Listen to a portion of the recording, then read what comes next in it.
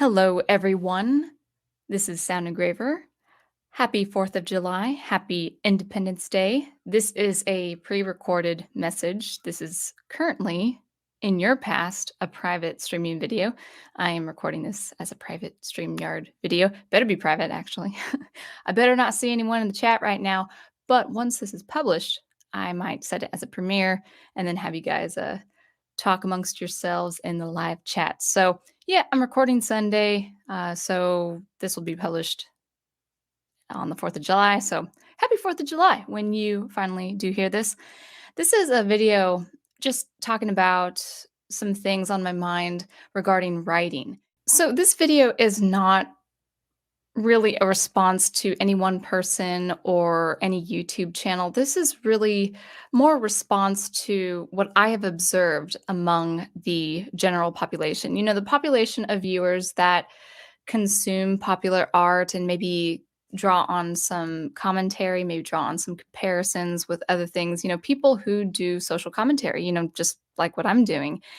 And the observation is this: what I have been seeing recently, as recent as the last few months, is this, you know, downright confusion.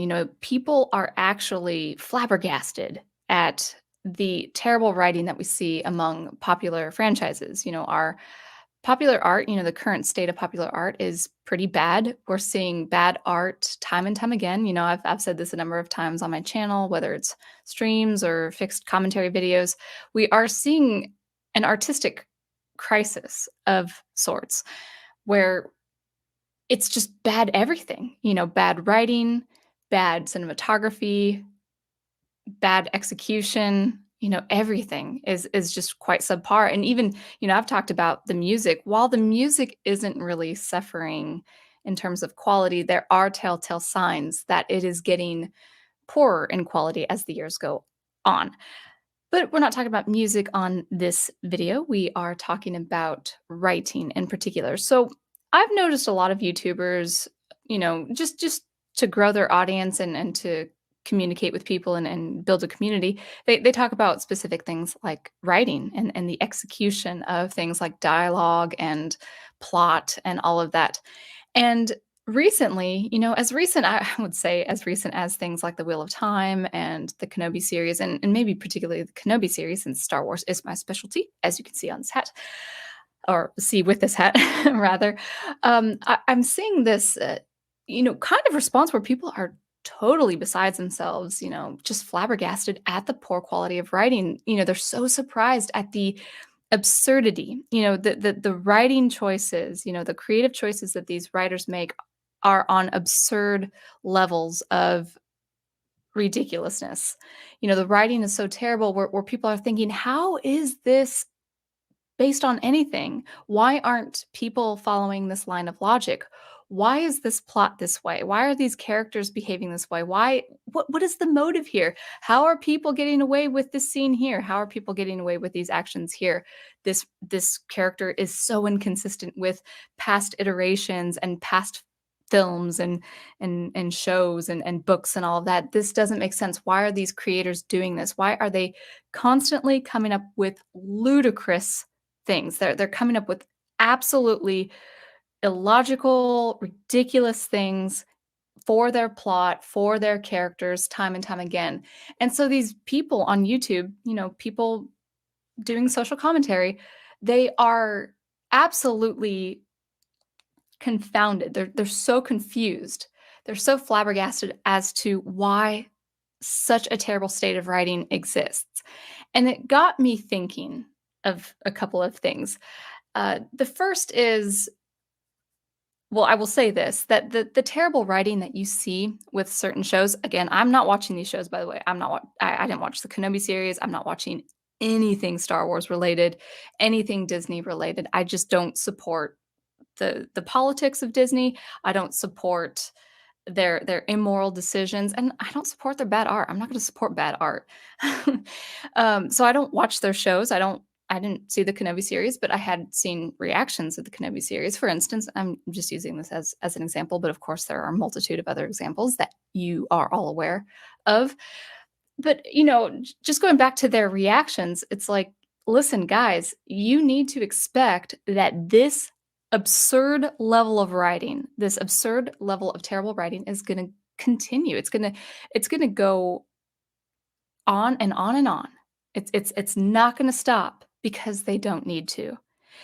As long as I've said this quite frequently now, to the point where I know you are getting tired of it, I'm getting tired of it too, to the point where, as long as they get their views and they get their reaction for better or worse, and it's always worse, and they don't care, as long as they're getting their views and your reaction, they're going to continue with this terrible style of writing, that writing that should not cause things to exist. Writing that, should be brought to an editor or a team of editors, which of course they neglect to do, or they just simply ignore. They don't need to. They don't need editors. They don't need proofreaders. They actually don't need writers for these shows anymore.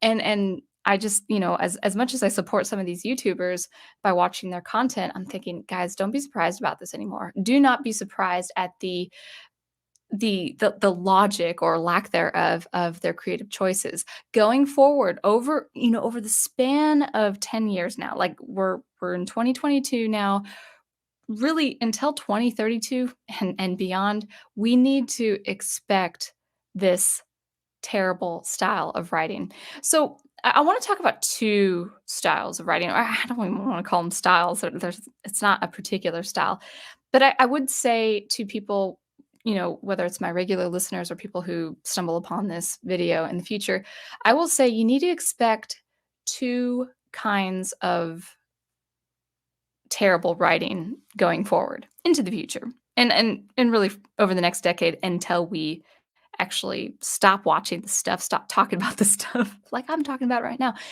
and create our own stuff and support other creators, other independent creators doing their own thing. So what are these two kinds of terrible writing? Well, the first is what I've introduced this video with, and that is ridiculous, illogical things in the narrative, and inconsistencies, and plot contrivances, and really stupid MacGuffins, and things like Deus Ex Machina. I mean, and we've always had a MacGuffin in stories, and we've always had Deus Ex Machina and things like that. But again, I'm using the word absurd, the absurd usage of such things, where characters are really the opposite of who they've been before. Case in point, Obi-Wan Kenobi. He's not Obi-Wan in that series. As I've said before, he's Nobi-Wan. That is not Obi-Wan Kenobi. He would not do those things. Someone has taken over his soul, his body, and done really stupid stuff. That the Darth Vader in that series is not Darth Vader. Like, from what I had heard, he's a moron. That's not Darth Vader. So expect these inconsistencies and these plot contrivances going forward. That's the first kind of terrible writing that you should expect going forward. And actually, I want to be even more specific. It's a kind of parody style. It's a parody of who Obi-Wan is. It's a parody of who Darth Vader is. It's a parody of Star Wars. I think it was David Stewart a few years ago. I remember him engaging with the chat at one point, and I think at one point he was talking about the Rise of Skywalker, and I think it was him who said, "This is a parody of Star Wars. This isn't Star Wars." Now, J.J. Abrams back in the day, as well as Kathleen Kennedy and all the crew, they were saying, "No, we're taking Star Wars seriously. We're taking Star Wars seriously." But we were kind of going along with it until the Rise of Skywalker, and we're thinking, we're all confused. It's like, this is ridiculous. And I think he put it, David Stewart, he put it in such an appropriate way that this is a parody. This isn't Star Wars. Really, the whole sequel trilogy is a parody of what Star Wars should be. Now, people behind the sequel trilogy, making the sequel trilogy, they wanted to present it in a serious way. But, all the creative decisions that J.J. Abrams made, not just Rian Johnson, people, it was J.J. Abrams too. All the decisions they made were, all the creative choices were like, why? why did you do that?" And so I wanted to present that point, that appropriate, uh, line of thinking for what people are doing with Star Wars, the makers and the creators of Star Wars, people at Lucasfilm and the higher ups and all that, including Favreau, okay? I gotta throw in that point. They're they're actively engaging in a parody style of writing. So whoever was behind Kenobi, and guys, it's not just Kathleen Kennedy, okay? It's not just her. Stop it with it being just her. Everyone involved, okay? Deborah Chow, Joby Harold, everyone involved with the Kenobi series, with that show, they are actively engaging in a parody style kind of writing. I can't speculate whether they believe that or not. Like maybe they don't know that they're writing in a kind of parody, but when you make these crazy illogical choices, these creative choices for characters and plot, it's like, how can you not see that you're writing in a kind of parody style? So, as it was with The Rise of Skywalker, and really as it was with the sequel trilogy, as it is now with things like the Kenobi series, do expect a parody style kind of writing. And it's a terrible style because parody well executed is great. Now I think it's been years since I've seen this film and I've only pretty much seen only scenes of this film. But the famous parody of Star Wars is Spaceballs. And that for a number of people was a very much an enjoyable film because people went in knowing, you know, knowing that that was a parody of Star Wars. It's supposed to make fun. And what was his name? Moranis? Oh, Ricky Moranis, I think that's his name. Oh, great actor, was awesome with the Ghostbusters franchise. Um, I think I'm saying his last name right. I hope I am. That'd be pretty embarrassing if I did not. But I'm you guys know what I'm talking about. You guys know who I'm talking about. He was just wonderful in his parody role. And forgive me, I'm using this example, not remembering what his character's name is in Spaceballs, so forgive me there. But again, the point is everyone knows what Spaceballs is about. Having seen the film or even just seeing snippets of the film, everyone knows it's a parody of Star Wars and everyone generally accepts it as a good parody, an enjoyable film. That's not the case with the sequel trilogy. Everyone went in expecting a masterpiece of not cinema per se, but a masterpiece of new Star Wars stories, new Star Wars content, and that was not the case. Both J.J. Abrams and Ryan Johnson, they made creative decisions that are very much in line with postmodern thinking. Now, they won't say that. They won't say that out loud, but Ryan Johnson in particular, he was a film student, okay?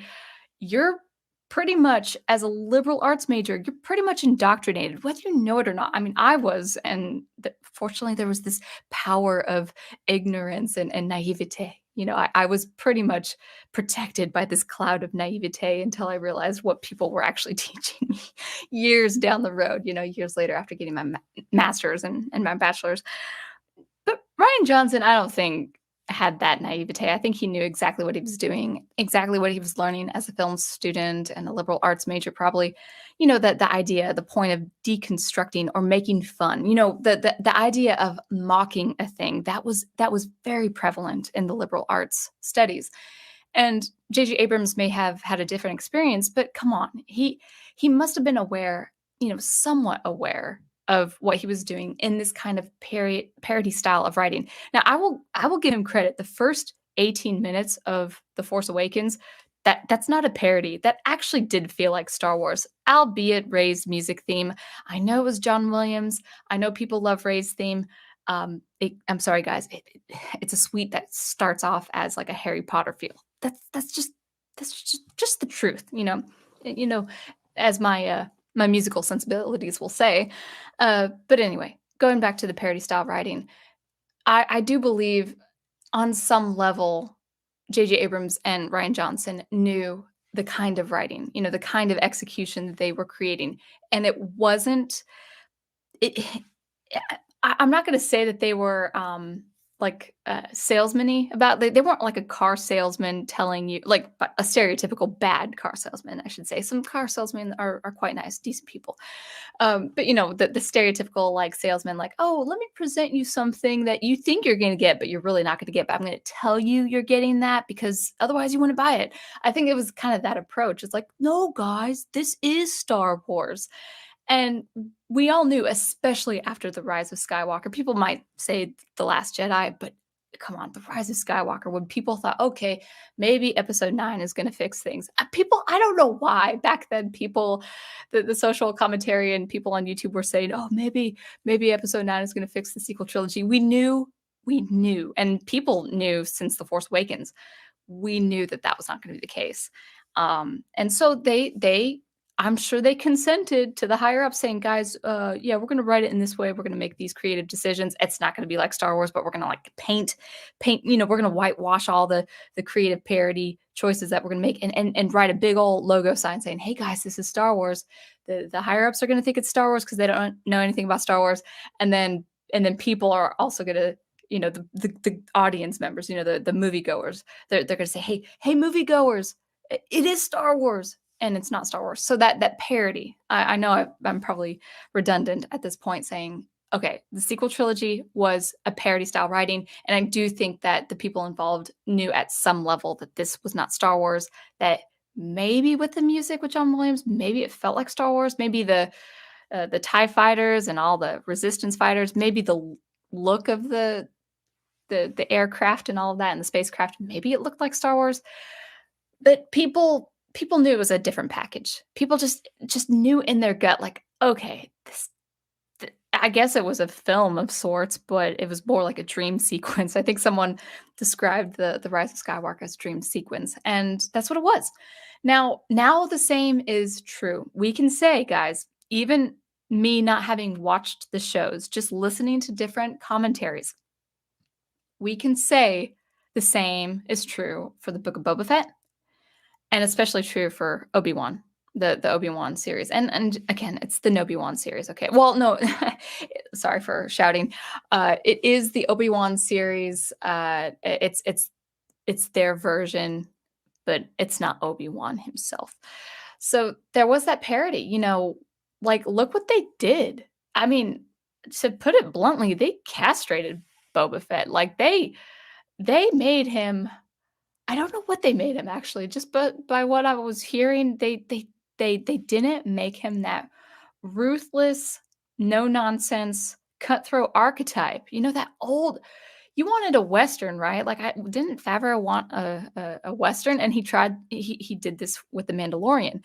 Why in the world did they bring back Boba Fett after The Mandalorian? It makes no sense because people wanted for Boba Fett what they had with The Mandalorian. Now again, I'm not consuming Disney Star Wars, so I've never seen The Mandalorian. I just know the sentiments and the, feedback from people who did like Mandalorian could not stand the Book of Boba Fett because they were hoping for Boba Fett what they saw with The Mandalorian. Well, obviously that's a dumb creative move to have The Mandalorian and then have something similar with Book of Boba Fett.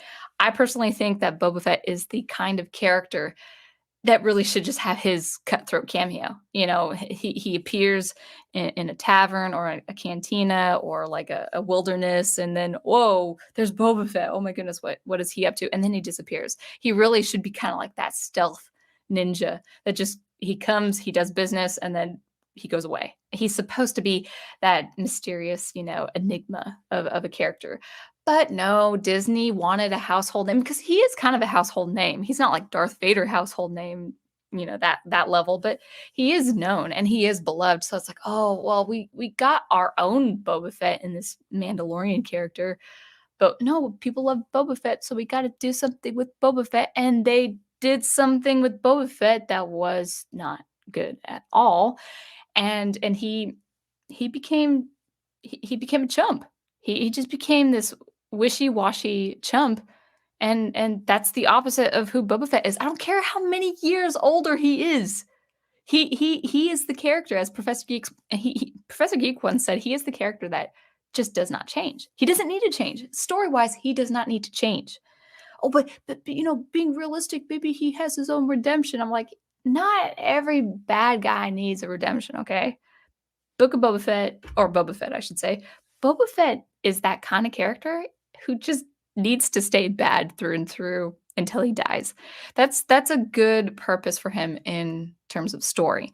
But again, I just limit him to the cameo appearances because he just doesn't need his own arc, and he certainly doesn't need a redemption like, "Oh, I gotta order with respect. I gotta lead with respect." It's like, "No, you got castrated, man. I'm sorry. I'm so sorry." I know that's a blunt way of saying it, but that's what Disney did to Boba Fett. And so what is that? That's a kind of parody. Now, I will say that's not a good way of doing parody.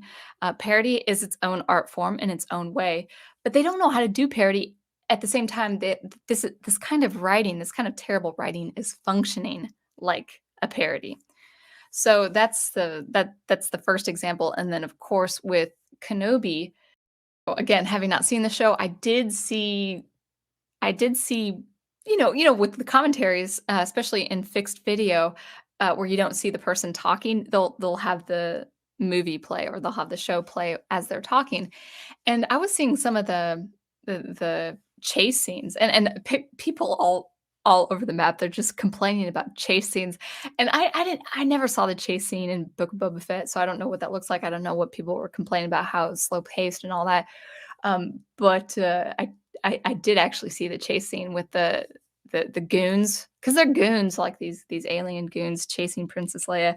Now, no disrespect to the actress who was cast as the girl Leia, but she is really small in stature for her age, and she does I think she's 10 years old in real life, or she's turning 10, but she kinda does look like, 6 or 7 years old, and then when they were kinda juxtaposing her to the actors or the stuntmen or whoever were playing, the aliens chasing her or whatever, she kinda did look like, I mean, the way she ran too, she kinda ran like a 4-year-old.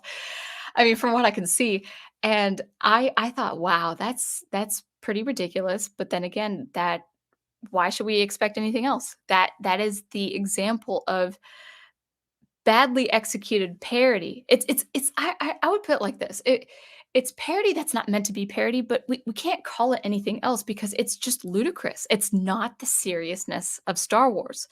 And this might be another video, the more I think about it, but guys, even bringing people like Taika Waititi, who is engaged with parody projects, like I think from what I've heard of his projects, he's more of a that's more his flavor. Like he likes to be goofy and absurd in the way of parody. And isn't he the next director for the next major Star Wars film? So you know he is not gonna treat Star Wars with all seriousness.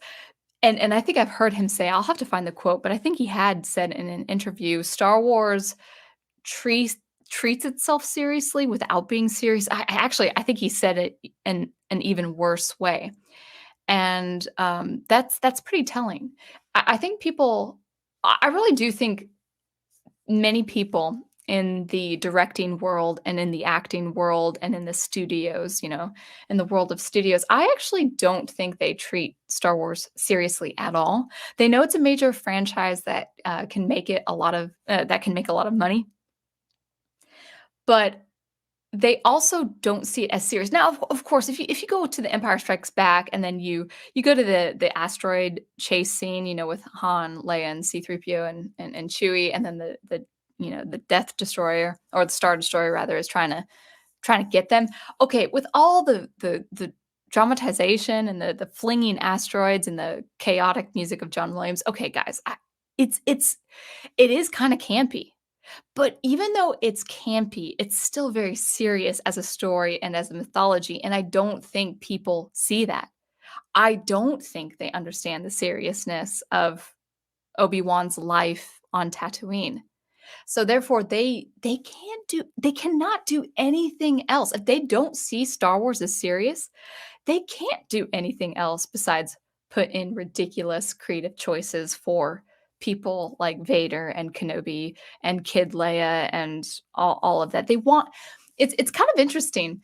I don't know the humor of what they did, with the Obi-Wan show, but I think they're trying to be campy without it really working. Now, I've said this before. I think they could have done that with the sequel trilogy, with the chemistry between, uh, you know, oh, what's her name? Daisy. But I'll just say the character's name with Rey, Finn, and Poe. They had great chemistry, and I think they could have worked off the campiness in a believable way, like we saw with Luke, Han, and Leia. But they just didn't see the seriousness like George Lucas and all his colleagues back in the day. And so where else do you go? Like if you've got this property that really should take itself seriously, like Star Wars as a mythology is a serious story. Yeah, it's got humor, it's got levity, it's got its own campiness, but it's still okay. Sorry, prof. It's not Ernest, okay? It's not Ernest Saves Christmas, okay? It's got a little bit more seriousness than that. And so if you don't believe it has that seriousness, you're going to revert to a parody style writing. And now we're seeing with more than that is that these writers aren't even writers. They don't know how to write. They don't know basic level principles for writing, for dialogue, for execution, for exposition, for anything you would expect for a good film. So we got to expect that going forward. Not just with Star Wars. I know. You see the hat. You see R2D2. I look like I'm a Star Wars fan because I am an old school Star Wars fan, like as far as like the old stuff. So I'm using Star Wars as an example because that's my specialty. But again, this will go. This is the same with Star Trek. Okay, I don't know Star Trek like most people know, like the Trekkies know. I know things like Lord of the Rings. I know things like Middle Earth and all of that. But go to those franchises, go to those stories and mythologies, go to Middle Earth. Go to Star Trek. Go to things like the fantasy world, like Wheel of Time. I'm not a fan of Wheel of Time. I don't know anything about Wheel of Time, but people are just flabbergasted with like, why would these characters be like this? Why would their motivations be like this? Why are they acting this way? Why are they speaking this way? Why is the dialogue so poor?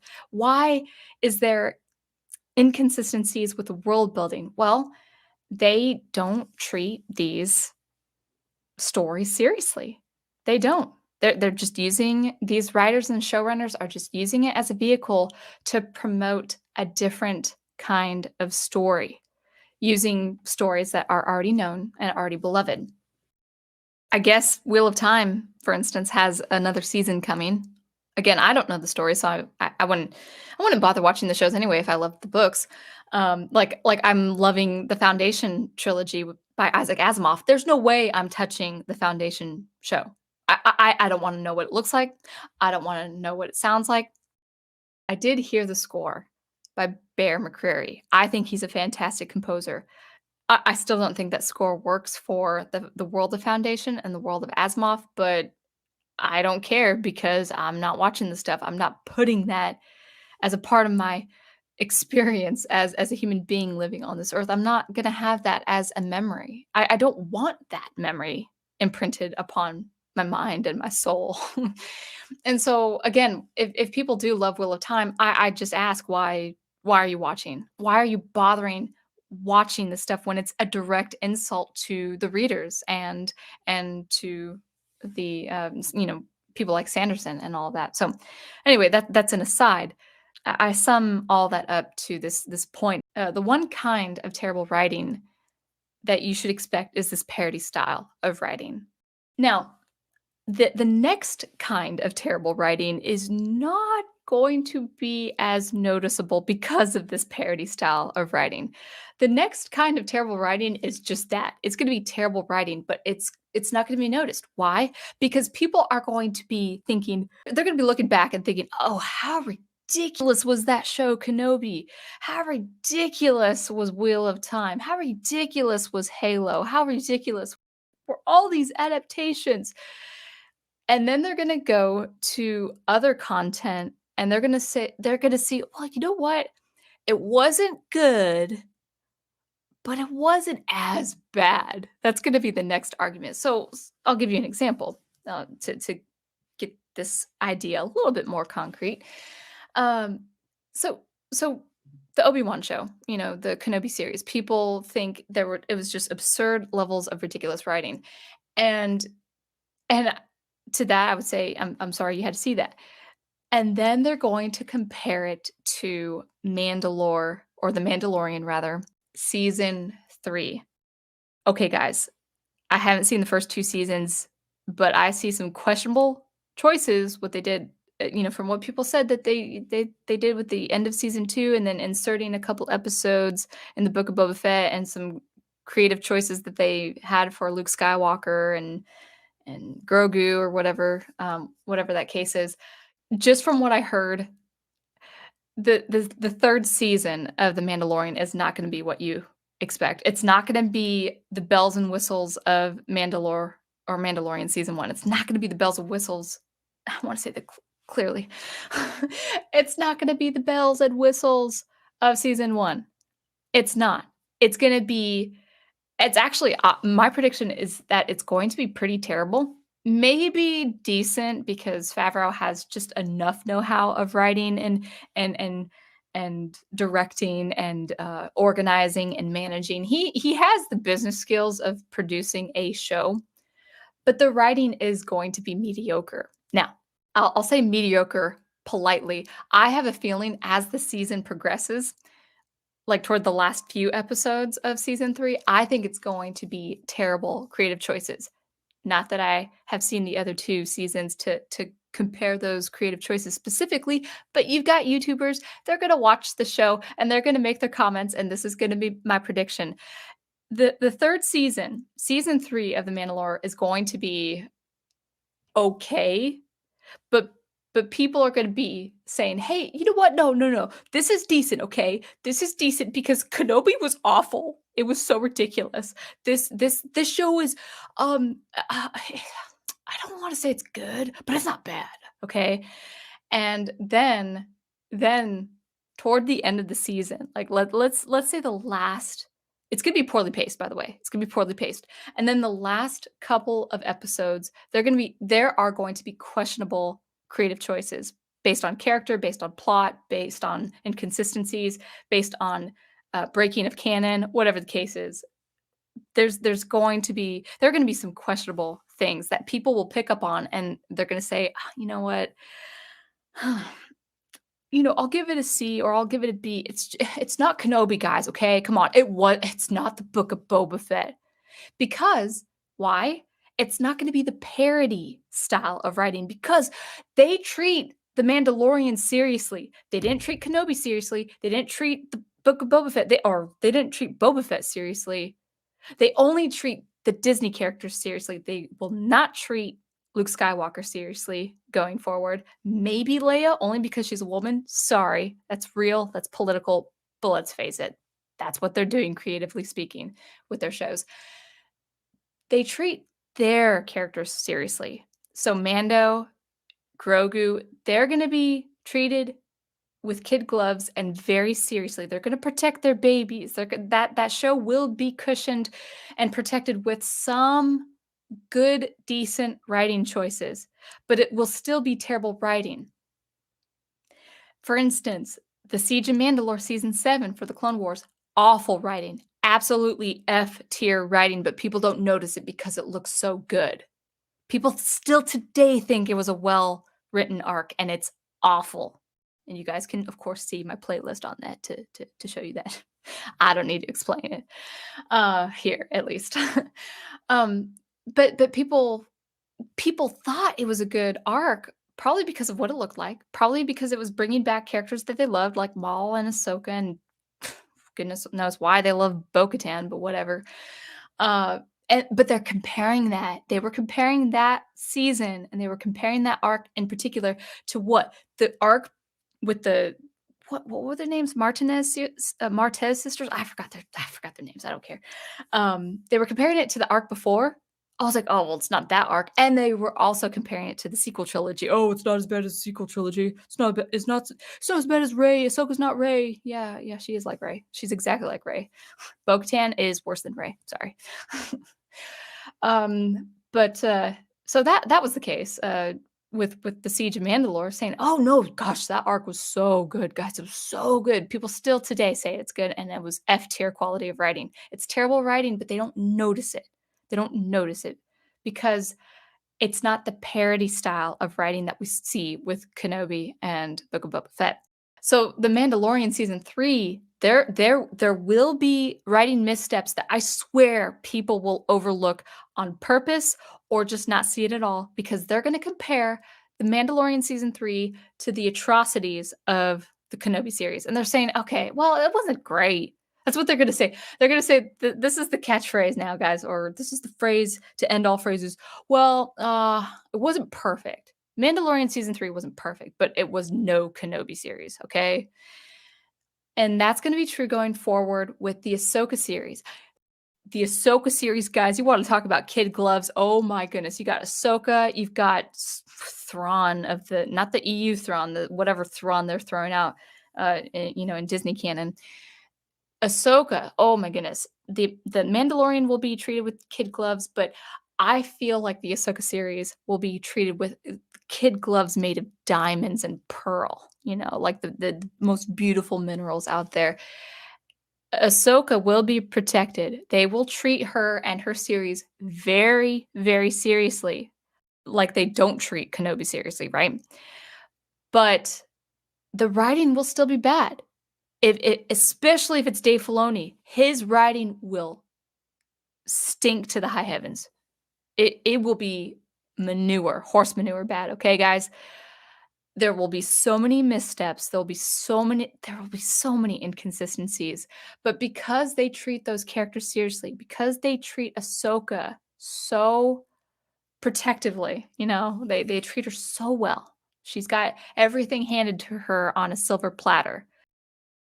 People, the general population of consumers will not see the inconsistencies and the missteps like they saw with the Kenobi series and with the Book of Boba Fett.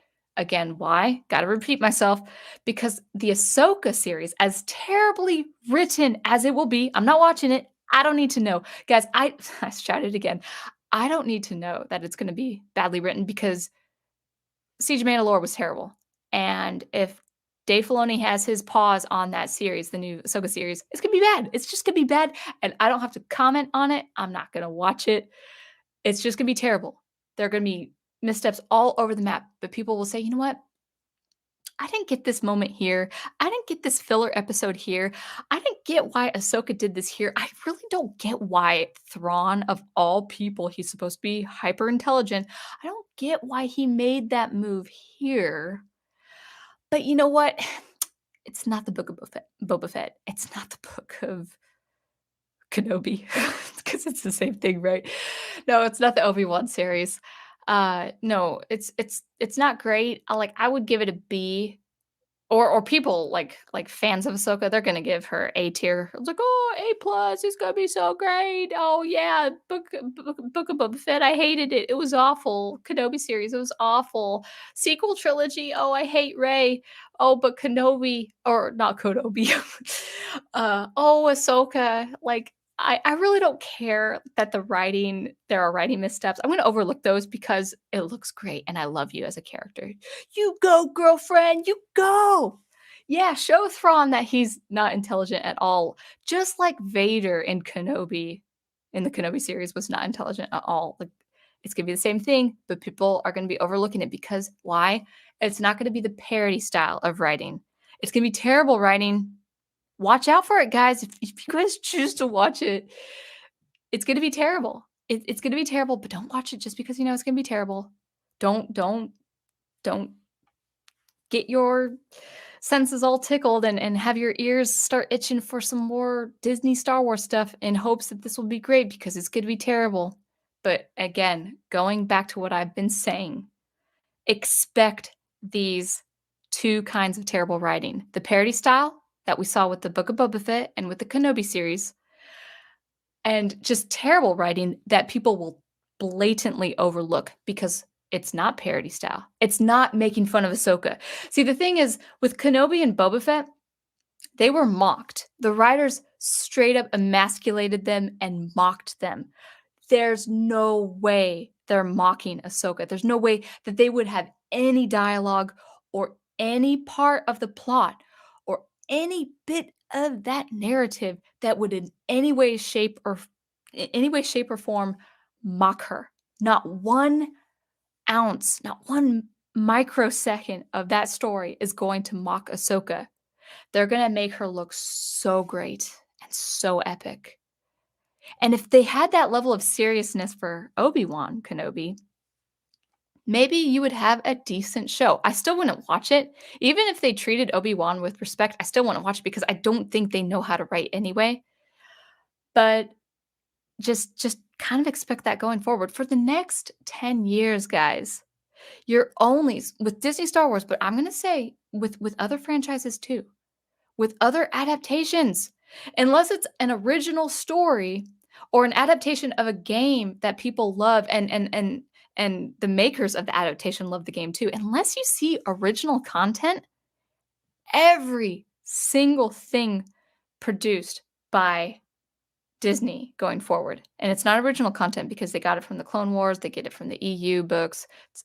Guys, at the end of the day, it's recycled stuff. It's not even original content. But every adaptation that you see going forward or everything else otherwise, produced by Disney regarding Marvel or Star Wars or, you know, things like Warner Brothers, things like Amazon, everything going forward is either going to be a parody of that thing that is beloved or it's just going to be straight up terrible. You can't expect it to be anything else. So, as a recap, to sum it all up, as I wrap up this private stream, soon to be public stream, as you are commenting, hopefully, on the chat, I will say that, just for the next 10 years, guys, just expect nothing else besides terrible shows, terribly written shows. And if it's not just terrible on its own, it's going to be a parody style. And I'm not even going to say it's going to be wonderfully executed parody. It's just going to be mockery. It's just going to be a mockery of that thing that you have loved. And you got to turn your sights to original content being produced. And I would say, guys, even with Netflix as a platform with their original stuff, and people are saying there might be some good shows out there.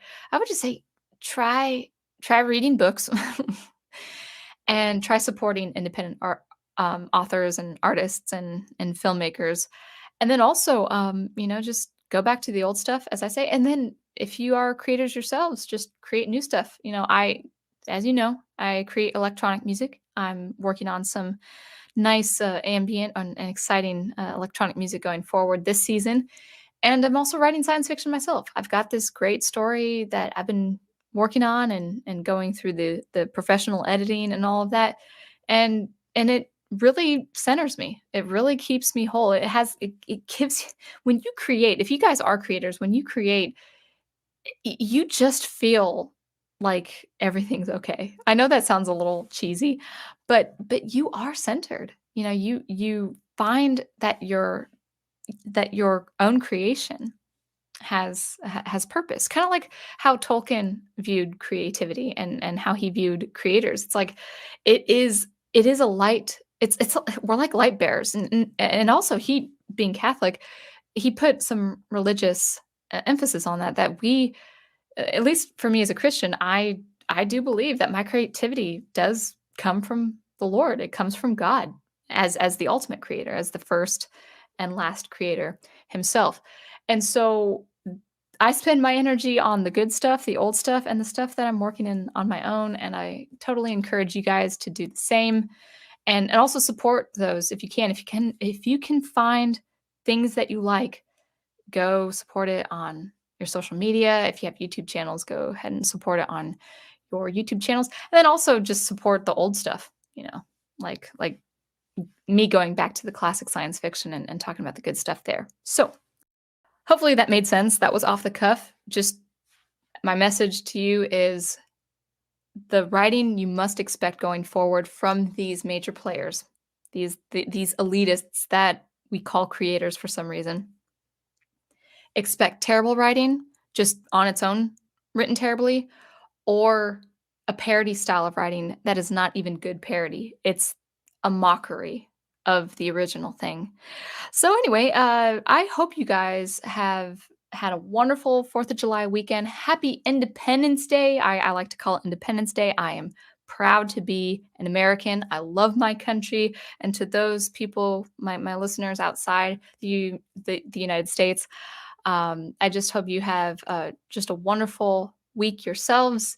And you know what? Until, of course, I see you next, as I always say, keep producing, promoting, and preserving the good art you love.